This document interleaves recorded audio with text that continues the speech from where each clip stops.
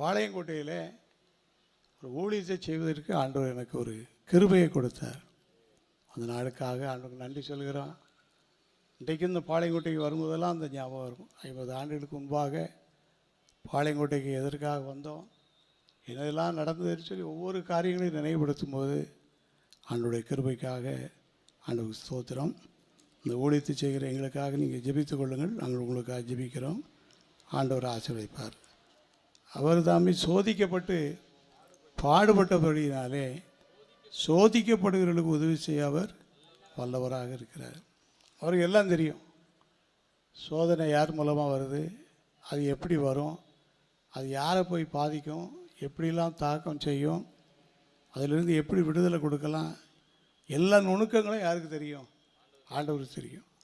ஆகினால் எனக்கு சோதனையாக இருக்கேன்னு சொல்லி நம்ம சோர்ந்து விடாதபடி சோதனையில் நமக்கு உதவி செய்கிற ஆண்டவரை நோக்கி நாம் பார்க்க வேண்டும்.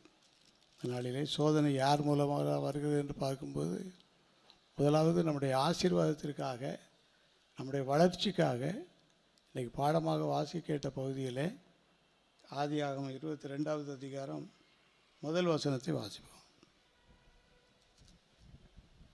இந்த காரியங்கள் நடந்த பின்பு தேவன் ஆபிரகாமை சோதித்தார். எப்படி எனில், அவர் அவனை நோக்கி ஆபிரகாமே என்றார். அவன் இதோ அடியேன் என்றான். 22வது வசனம். இந்த காரியங்கள் நடந்த பின்பு தேவன் ஆபிரகாமை சோதித்தார்.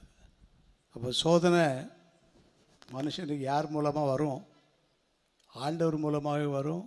எப்போதாவது தான் வரும். அது வந்தால் ஸ்ட்ராங்காக இருக்கும். அதில் உறுதியாக நின்றுன்னு சொன்னால் அதுக்குரிய ஆசீர்வாதத்தை அது பிறதான் நம்ம பெற்றுக்கொள்ள முடியும். அவ்வளோ விசேஷமான ஆசீர்வாதம் இருக்கும். ஏற்கனவே ஆதியாகமம் 12வது அதிகாரத்தில் கர்த்தர் ஆபிரகாமுக்கு கொடுத்த பெரிய வாக்குத்தத்தம் உண்டு. அது இனிஷியலான வாக்குத்தத்தம், அது கட்டாயம் நிறைவேறும்.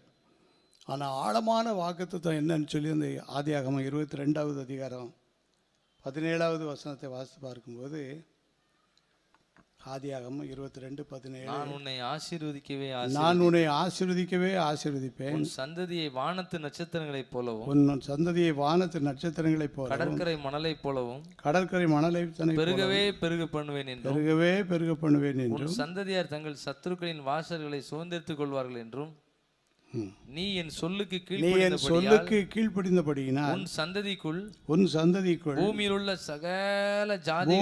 சகல ஜாதிகளும் ஆசீர்வதிக்கப்படும் என்று என் பேரில் ஆணையிட்டேன் என்று கர்த்தர் சொல்கிறார். ஆணையிட்டேன் என்று கர்த்தர் சொல்கிறார். அல்லேலூயா.